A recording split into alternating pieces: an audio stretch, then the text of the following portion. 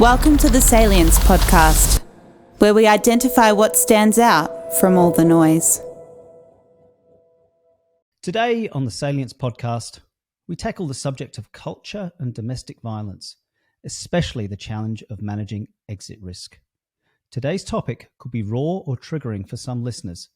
I encourage you to keep listening, though as always, there's a fine line between having an appropriate emotional response, perhaps one that signals you to take action, and the sort of signal that lets you know that you should probably tap out and get some support to process your lived experience. Choose wisely, folks. We're going to be talking about recovery from domestic violence. Our guest today is Stella Avramopoulos.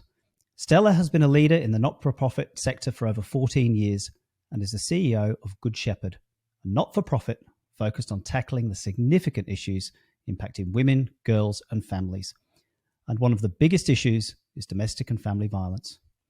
Stella has worked across different levels of government and has held advisory positions in the Ministerial Advisory Group addressing violence against women and children, and the Victorian Government's Community Sector Reform Council. Now, there are a number of reasons I want to talk to Stella on the topic of culture and domestic and family violence. I'm particularly interested in managing exit risk and recovery. What can we do to support recovery?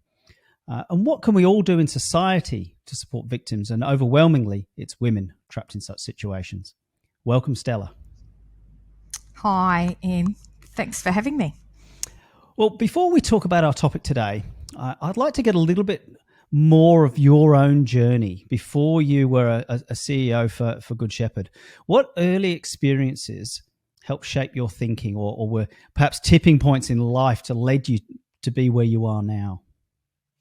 Yeah, look, I think I probably wouldn't have been in an organisation like Good Shepherd or even a CEO had it not been, I think, my first job. I was a criminologist by training, and I started my first job at 23 years of age with a whistle around my neck, sent into Barwon Prison as a corrections officer. I was a corrections officer for 7 years, and I guess that really brought home for me how hard it is to actually, working at that really tough end where, behaviour is just so entrenched, and it's really hard. I remember just how many of my clients would breach their orders and how hard it was to actually properly rehabilitate and change particularly offending behaviour. And I used to ask in parole assessments and community-based assessments in courts, well, what would have happened for you not to be here? And everyone would say, 99% of people would say, look, if only someone intervened earlier, if only I had people working with my family, if I had better schooling and better connections. And it really kind of forced me to sit and think what end do I really want to work out? So I moved into local government working with young people and really looking at young people who were in the out-of-home care space and with juvenile justice, and how do we get them better connected and engaged in school and with their families. But working with them in isolation and not in the family and community context was another barrier. So I then sort of moved a little bit further upstream and worked in an organisation at Kildonan as a youth and family services team leader initially, where I kind of, had that whole ecosystem approach of working with the young person within the context of their family and that family within the context of the community. And I think that whole systems ecological model has stayed with me. I unfortunately, and this is not something, I hate sharing this story, but one of the last things I did in Kildonan was sign off on a report about an abused baby, and I realised in reading the report that I knew who the father was in youth services, and that actually I'd been the parole officer for the grandfather. And so on my watch, I've seen 3 generations of the one family, and as a CEO you can't unknow that. And so I was not going to enter into the next CEO role, particularly Good Shepherd and with women and intergenerational disadvantage, without putting that forward to the board as something that we've just got to tackle. And as part of that, we obviously as a sector are responding, and we're responding all the time.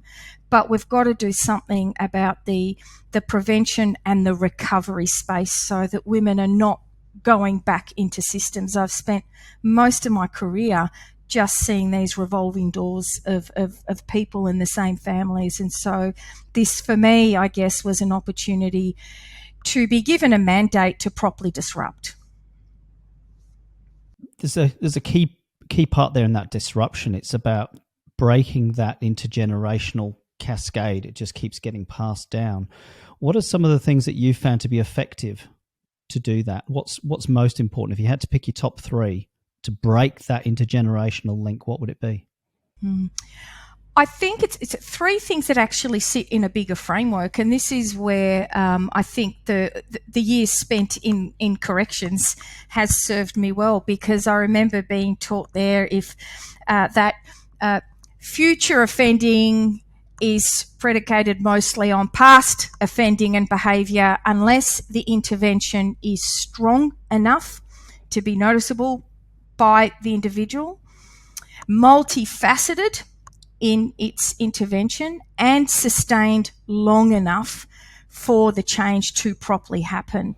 I've brought that into every role, and it is really relevant from a recovery perspective, because we've got to actually understand what's the intervention. Is the intervention the court, the intervention order, the refuge? Where's our moment that intervention happens? But what are we actually going to do with that is multifaceted for the individual?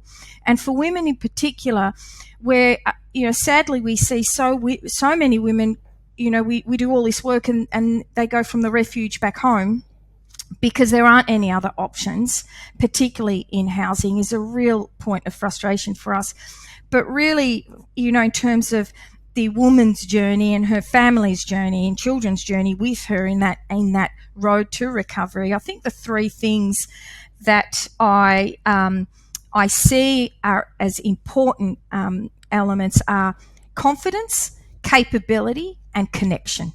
So firstly, her confidence in herself and her abilities and where she's at, and that's where trauma plays a big role, but also her confidence in the system and the ecosystem that is meant to be there to support her, but previous experience with our system that sometimes bounce people around does more harm, and people really are not confident and stop using supports and services. So we've got to really work on that confidence. Also, her capability, and that's where we really look what skills, knowledge, resources is she going to need? Is it alone to get a bond into a new house? Are there financial capability building skills that we need to do for her in our Firmer Foundation program and coaching model that we run?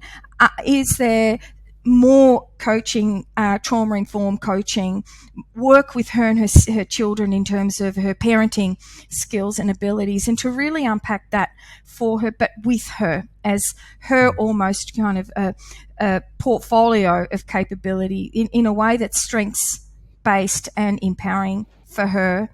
And then what's her connection? Where often women are completely displaced and disconnected from their communities and their environments and find themselves, in order to be safe, in completely new environments. And what are the connections that need to be built at the local level with family, with friends, and a new ecosystem for her? Yeah, wow, that's really interesting. There are some deep fundamental parallels to coaching generally, coaching anybody. When you talked about the 3 top things, this past future relationship and the intervention, it's multifaceted and it needs to be sustained and long term. There's the ingredients for changing all of our habits, right? We need to work out what's the point of leverage for the intervention. It usually needs a number of facets to it, particularly meeting intentions, providing security, whatever it might be. There's usually several things that happen all at once. It's not just one thing. It's not just a magic pill, right? And then sustained. We need to establish the new patterns, the new habits, Now, sometimes, and this is particularly, I'm going to take drug addiction as an example, super important that we often just change the context, change radically the environment they're in. It doesn't matter what magic you work over here, if they go back into the same context with the same people doing the same stuff, the habits will just kick straight back in. And, exactly. And again, I'm looking at a much broader picture now of what we're doing, developing women in leadership. And we've got a sponsoring a program, Women in Leadership, with using keelboat sailing, racing, to map across the skills from keelboats to the boardroom. We call it from keelboats to the boardroom. And we teach crew work, we teach communications, we teach strategy, tactics, we teach conflict resolution. We teach it on the boat. We say, you're doing everything you need to do to be a CEO, to be a board member, to lead an organization, to lead a team. So it's about building capability. Confidence comes from capability to know I can do that. I've seen myself do that. I've got an evidence base that I can do that. And of course, we're building connections. So it just really struck me when you were speaking. It's exactly the same stuff that we do when we're coaching, when we're developing women in leadership. And you ended there by talking about ecosystems and about new ecosystems, new supportive ecosystems. I want to know more about that. And I want to know more about the broader aspects of culture that we can all pay attention to create an environment that shuts down domestic and family violence and encourages and supports survivors that have come out the other side of it. What can we do at the level of culture, all of us who are perhaps not involved in this professionally? What can we do as a culture? Yeah. Just before that, I just want to say you and I must have crossed paths in a previous lifetime, because when I was in youth services, we had to do a literacy program for young people in juvenile justice they were 15 and had year 2 reading. And so we ran a sailing program, and they thought they were just sailing and having fun on a boat, but they were reading and doing literacy. We just didn't tell them. And so that's actually sort of a little bit of the recipe I use even in this topic and with women in the community. You know, what can we do? Often it's not the conversations. The starting conversation and the starting of a roadmap happens with experts and social workers and psychologists in organisation. But we have to be realistic. We can't we're not there 24/7 and in the community living with that woman. So often, you know, the incredible stuff I hear around what's supportive for women to be better connected and safe and well and strong in the communities, actually those relationships with their chemist, with their GP, with their neighbour, with their hairdresser. And so it's this whole of society, whole of community approach. And if there is one thing I've learned, whether I was a corrections officer or even in a large organisation like Uniting, which is huge, no one organisation, no one sector can disrupt on its own. It is impossible. It has to be a cross-sector, multi-stakeholder coalition that really can do the disruption and the recovery work. And in the community, we need to equip, empower, train, almost the same thing, build the capability and the confidence of community to have the conversations, to be welcoming, to have empathy, to be genuinely respectful of gender equity as a society is a big deal. There's no point being, patriarchal society and community and then have a woman with lived experience relocating, being completely re-traumatized by men in the community, calling all the shots, and not giving in practice women a voice and equity in a community. And women see that. And if women see that, and they're not going to go anywhere near that because they've just ran from that. You just reminded me of one of our earlier podcasts. We interviewed Christy Hitchens from the Pink Belt Project. Have you come across Pink Belt? Yeah, I've heard of them. I haven't met her yet, actually. Oh, she's fantastic. Brilliant project. And it's really around encouraging martial arts clubs, wherever they may be, to take a trauma-informed approach to the way that they train, the way that they welcome women in. They offer scholarships, so you can, if you're a survivor, you're on your journey out of this sort of situation. They'll provide all the confidence that comes from martial arts. They're very clear they're not training you to be a defense expert overnight. That's not what this is about. It's really about confidence building.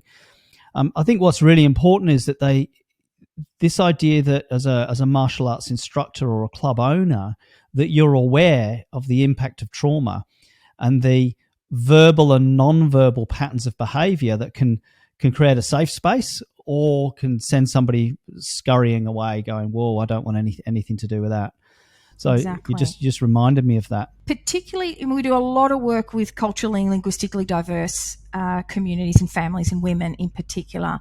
And we can't just have a siloed women's individual lens to that. They need us and want us to actually work within the family context. So, but in the community, that is requires us to think, well, what do we want to do and how do we engage in, for example, for the Muslim community, how do we engage with the imams for them to be able to have conversation around what a good man should be doing in the community in a way that is safe and respectful of women and women's role and getting gender equity. How can we have those conversations and bring men into the conversation in order to actually have a whole of community and a culturally, this intersectionality perspective into what we're doing, because it is complex and it's not the same for every community and cultural group. Yeah, I personally think you're dead right that the solution to this problem is going to have to come from men and peer pressure within male connections, communities, social groups. I think that the peer pressure, and I'm going to call it the leading edge or the weak signals, the leading edge of the wedge, the thin end of the wedge, those small behaviors that haven't escalated yet into the really obvious. It's not about physical abuse. It's not about physical threats. It's just small things down here, undermining, gaslighting. Gaslighting, coercive control. Yeah. All of those things, I think, is where men need to be paying attention and alert to what other men are doing and going, what's that? What is that you're doing? Yeah, and I remember as a corrections officer running men's behaviour change programs for men, and really sort of picking up on their fear of change is the perception of what they're going to lose. And so really turning that around and really highlighting for men, and particularly leaders in communities, every country around the world, and we've done significant research into this because we're a global organisation, Good Shepherd's in 73 countries around the world. And everywhere we see where where you reduce the gap on inequality, men are healthier. There is less crime and violence for men and between men as well. So it's actually a win-win for everyone. They're not losing. Yeah. You've talked about convincing men that they're not going to lose something here. And I think that that's probably a part of managing exit risk.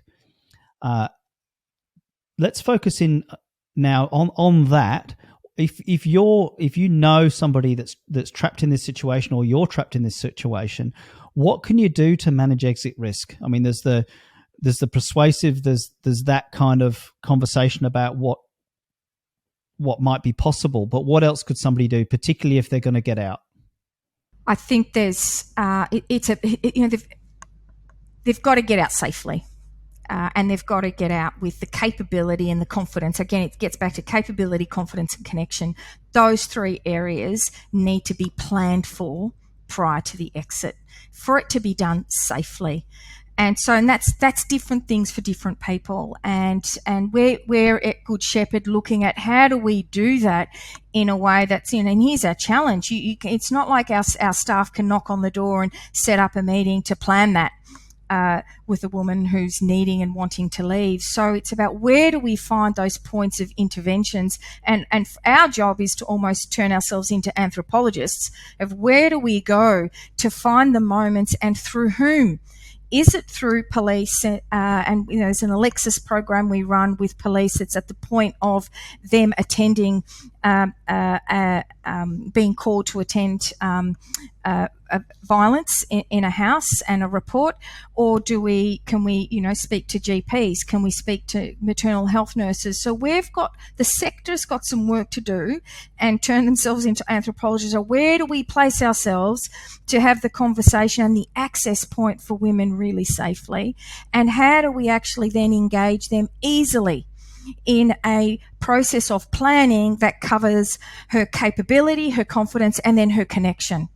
And without over-promising and under-delivering. There's no point exiting, there's no house to go to or no refuge. Things, when that happens, it's live, it's real, and it's really stressful and dangerous. So we've got to make sure that things are absolutely guaranteed and lined up if we're talking about a refuge, and we're talking about services that need to come in behind that as well.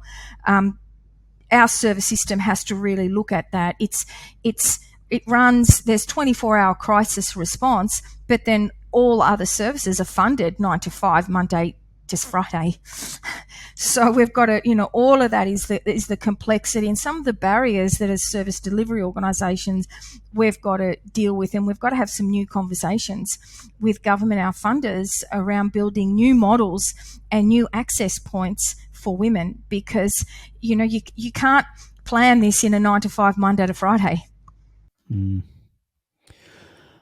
want to talk more about the opportunities. The police are an obvious one; they're an obvious support. However, they're inflammatory. They're in your face. You know that something's going on. There's considerable risk of going there first.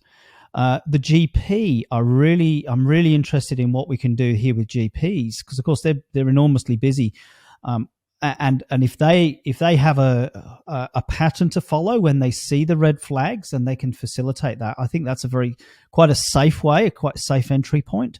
If there was a message for GPs, what would it be? I know, and I was very, very mindful of saying that, given they're on the news at the moment talking about just how overwhelmed they are. But so many of them would have an intuition, a gut feel, and some of them would actually probably be told by the woman. But they don't know what they don't know in terms of, they're medically trained individuals. So there's an opportunity here to work with a different sector that has a very strong and powerful interface here. How do we ensure they are equipped with the awareness and the knowledge? What information are they missing? Because they don't want to exacerbate their patients' risk and safety either. So I think they need some information and some learning, and really, we can't impose that. They need to sort of tell us as a sector what's missing, what would work for them in terms of that ecosystem alignment and referral pathway. Because at the other end of that, they've also got to be guaranteed that someone is there to actually catch and see the referral that they're going to make. And often in our service system, there's just such a lag in funding. We can't always guarantee an immediate service. And so there are some real challenges around supply demand and an impost in their workload. But I think we've got to start with let's make sure they know what the risks are and what the issues are. There are myths to debunk even with them. And how do we ensure we can make it as easy as possible for them to refer, to provide information, and keep the woman safe when she is with them in the room, and create that opportunity for her, around exit planning. Maybe, there's a plan that they can keep. I mean, it is a sensitive topic, and I know the last thing the GPs want is a whole other job to do, but it doesn't have to be a whole other job if there's some information and awareness raising, and just make it easier for them to refer. We're not connecting and providing access points as efficiently and in a streamlined way, and I think the system's got to get better at that. Yeah, I think, there's obvious signs and symptoms, and I talked about this earlier. There's, you're coming in, you've got bruises, there's signs of physical harm. what, again, if you were to pick top 3 red flags of the thin end of the wedge, the subtle stuff that says, oh, hang on a minute, have you considered that you might be in an abusive relationship, and this might even be escalating? What are some of the red flags that are maybe not so obvious? Yeah, you're absolutely right. The bruises and the broken bones and the black, everyone sort of waits for that, but it's quite often the coercive control and the financial abuse, for example. If people are hearing, oh no, I can't, when it comes to payment and she can't pay because she's got to call the husband in and he does all the payments.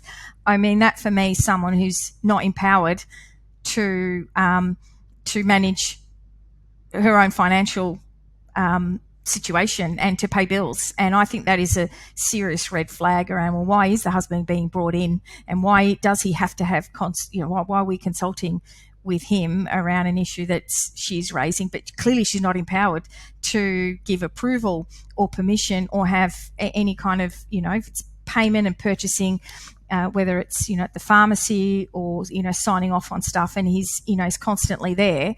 I think that's sort of, a bit of a conversation opportunity. And even it's about active listening as well. What is she actually saying around her home life? And, because there's a lot of assessments constantly being done by a number of different professionals, and it's just having an ear to certain phrases that, it's when you kind of get a bit of an intuitive response, it's acting on that intuitive response. And what people do is they stop probing because it's uncomfortable, or they're scared they're going to open up a Pandora's box and they don't know what to do with it. So let's equip the community to know what to do with it when they hear it, and to normalise and not, make sure the woman's not feeling, ashamed. For so many women, they feel absolutely embarrassed and ashamed about what is happening to them. It's not of their making, and it absolutely is not their fault, yet they take all the shame and the blame. And that's something to be really conscious. And so the conversation, being mindful of the conversations that absolutely are giving her, it's got to be strengths-based and affirming her and her experience, but proposing some options with her, not to her and for her. I think it's a really good articulation of the red flags and some of the next steps and things to be mindful. And I think that's some of the quite directive responses that we can have. Just going more broadly now and thinking about our culture, Australia. We live in Australia. You're in Melbourne. I'm in Tassie, and more or less they're broadly similar. Thinking about us all being responsible for this thing called culture. We're all part of it. We're all responsible for it, even though we might feel that sometimes we don't have a huge influence. My personal view is that the small actions that we take, the conversations, we're all leading culture in some small way. I'm wondering, what aspects of culture are you leading? What are you encouraging more of, and what are you encouraging less of? I think it's really zoning in on what are those cultural norms that we're practicing. What are, we talk about all these values in Australian culture, but we walk past the behaviours that are not aligning with those values, and we don't really do anything about. So, how do we have the right language, firstly? How do we set up an inclusive, equal society? And what does that actually look like? And what are the values that need to properly underpin that? And how do we make accountable those who don't actually behave in that way? How do we have the conversations, whether it's, in the backyard around it, at a party, and we've seen, a lot of the commercials on TV around that, but it's, and keeping the ripples in the pond constantly going, because there's this sort of, we get complacent. Oh, we've got a national plan. Oh, we've got a, this and this. We see all these sort of artifacts that look like we're doing something, but actually, how do we continue to be anthropologists around those? How do we practice our social norms? How do we keep each other accountable to those? And how do we teach some of those behaviours, particularly by men, in a way that is a learning opportunity and not this sort of confrontational, shaming experience of them when it's in some of those social settings. I'm not talking about when it's at the police, court and corrections and, orange door level, but in those, day-to-day kids in schoolyards and in our social everyday life. How do we actually really look at our social norms and have conversations around that? I didn't really take what you said to mean this, and just to teach people, teachable moments. Yeah, I like this, conversations in all facets of life and asking questions about them, being curious about them, challenging those norms, challenging what's hidden behind them. What does that mean? When you say that, what does that mean? How do you think that might have been received? If you could direct people's attention to something important in the world, one thing, this is like a real tough question, right? There's probably 10 things right now you could go for, but if you could direct people's attention to one important thing in the world, what would it be? I'd have to say gender equity. It is a foundational element to a better society it just gives rise to all the other things we want, our safety, social inclusion. You get that right and you address so many other things like racism and a whole range of issues, but just get equity right. I talked earlier about a program for women in leadership, from keel boats to the boardroom.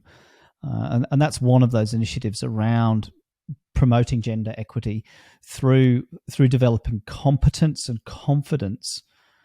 It's not imposing a quota, which I think can have adverse effects. It can have unintended consequences when we do that. You can end up with all sorts of challenges. What is something else that we could do practically for gender equity?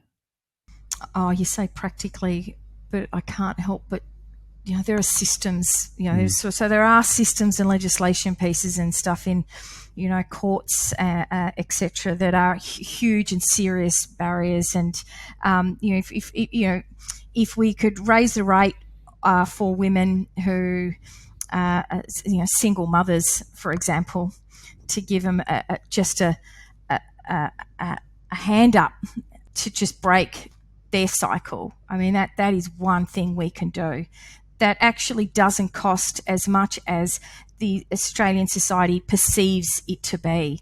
And it actually saves so much money when you actually do that. There's a return on that investment.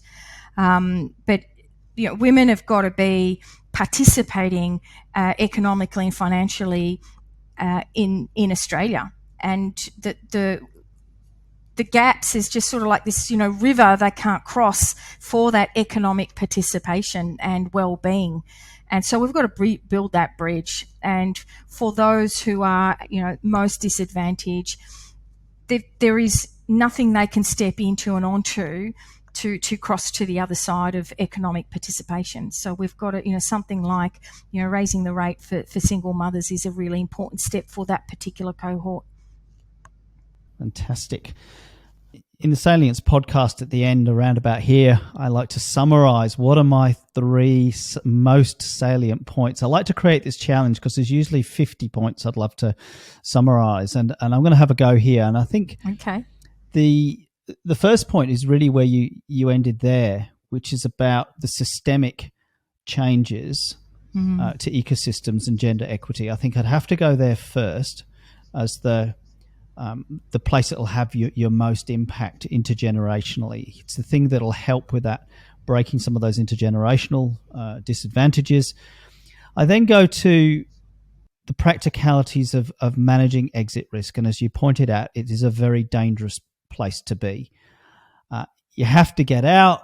You've got to manage the exit risk. It's very dangerous. And you said we need to think about capability, confidence, and connection.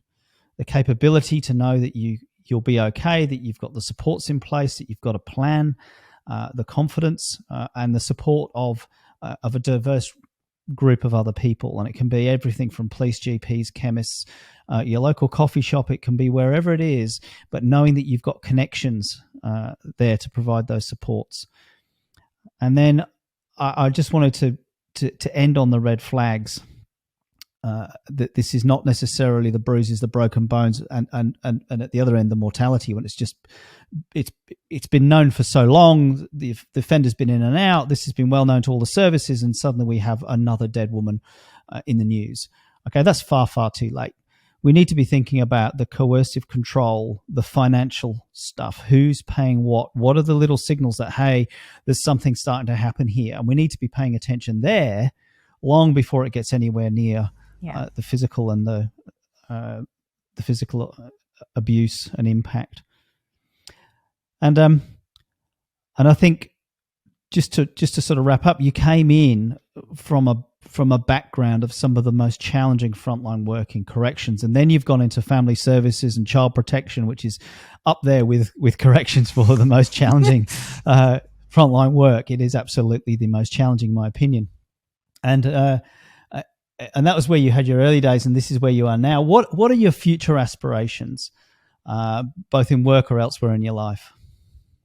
Look, and I've got to say, I think everyone who says, "Oh, you've got a really tough job now," I actually dispel that and say, "No, it's actually my first couple of jobs are much tougher than what I'm doing now, particularly, given I was in my 20s and early 30s running them."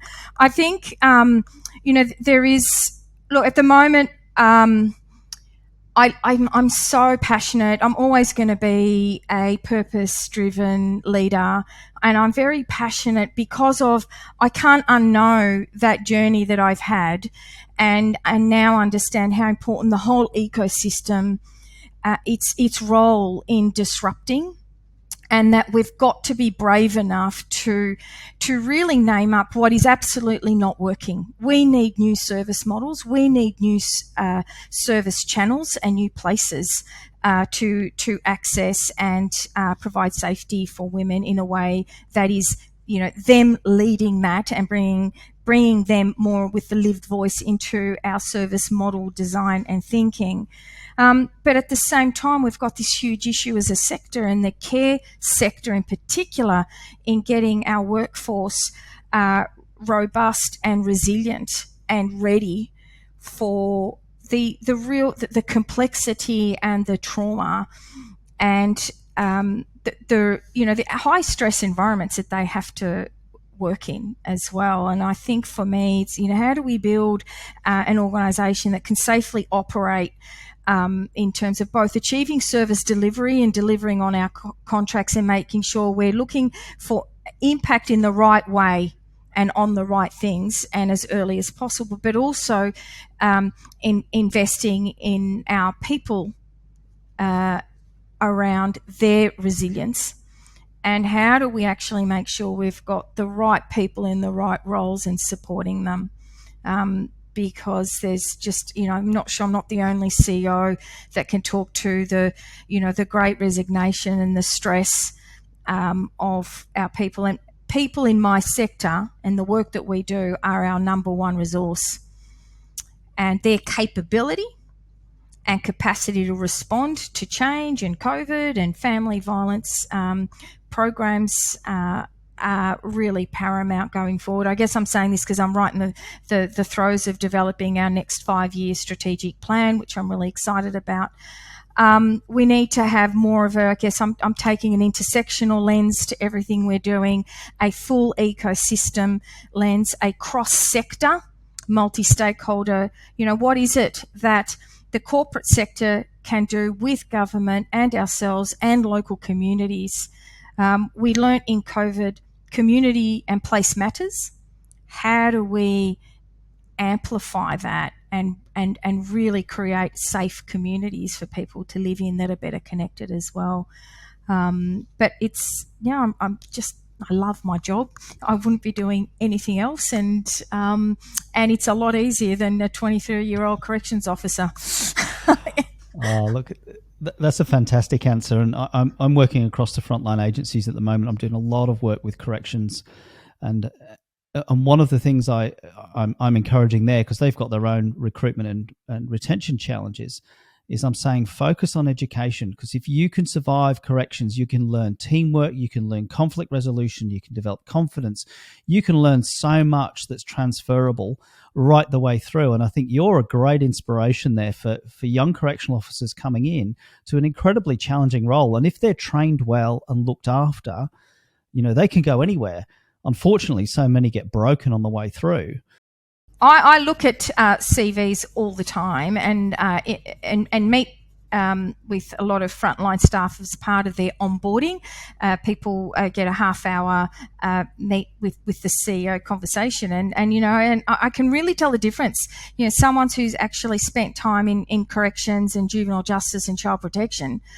You can literally, the good news for you guys, you can literally work anywhere after that job.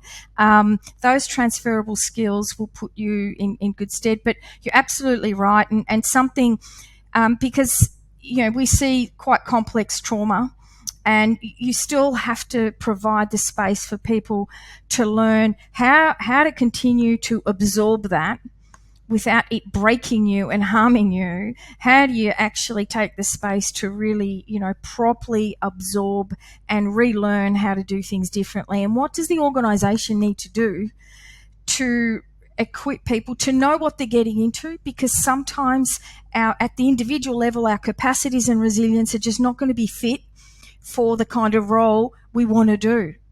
And I often say, and recruiters get really nervous when I ask for a half-hour pre-process meeting with the CEO, because I want to warn them about what they're getting into. And they all get nervous, going, "You're going to put them off." They say, no, people really do need to have an appreciation for the environment and the role that they are stepping into, and to really put that into perspective with their capacities and resilience levels. And I've got to say, it's people from corrections and child protection, juvenile justice, and you do that with them and they're like, oh, what a relief. That's so much easier than what I'm used to. And they're just amazing. Yeah. There's some radical, it sounds obvious to me, but it's very radical for the agencies I'm working with. At the moment, when you look at, we work with agencies on resilience and recruiting for resilient people. And at the moment, they recruit for people that can present with their existing resilience. They can talk about resilience. They can talk about what they've done, whatever.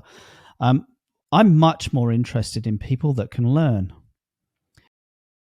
100%. Give them a challenge, and I don't want them to get it right. What I'm looking for is a no-win challenge that they can get wrong, and they can self-reflect, and we can teach them the internal processes of how to deal with trauma or particularly challenging situations. Those that are smart and go, oh, wow, that feels really different. Bingo, I'd hire them in a shot, because they can learn. They can learn to process internally. Those that go, oh, yeah, it's just fine, I just do this stuff, they're the last people I'm going to hire, because they're putting on a front. They don't appear to be able to internally reflect, and they're dangerous because they'll fall over brittly. They'll fail. Exactly. And my staff will tell you, I'm constantly saying, don't bring me a legend, bring me a learner. Yeah, great. And bring me someone with that agile, because a learner has an agile, flexible disposition and will take that, and they're curious and they're open to new things and change. Legends, create risk. Yeah. What a beautiful way to put it. Legends create risk. Oh, fantastic. Thank you so much for today's conversation. I've learned a lot, and I think there's a lot of really good practical information there for us as a society, and particularly for anybody who knows people who could be in these sorts of situations and they might be looking to help. So thank you so much for that. Thanks, Ian, and thanks for the opportunity, and thank you for bringing these important issues into the conversation outside of organisations like mine. Really appreciate it. We hope you enjoyed this episode of the Salience Podcast. Please leave us a review and subscribe wherever you get your podcasts. You can also subscribe to the Frontline Mind newsletter by visiting our website at frontlinemind.com.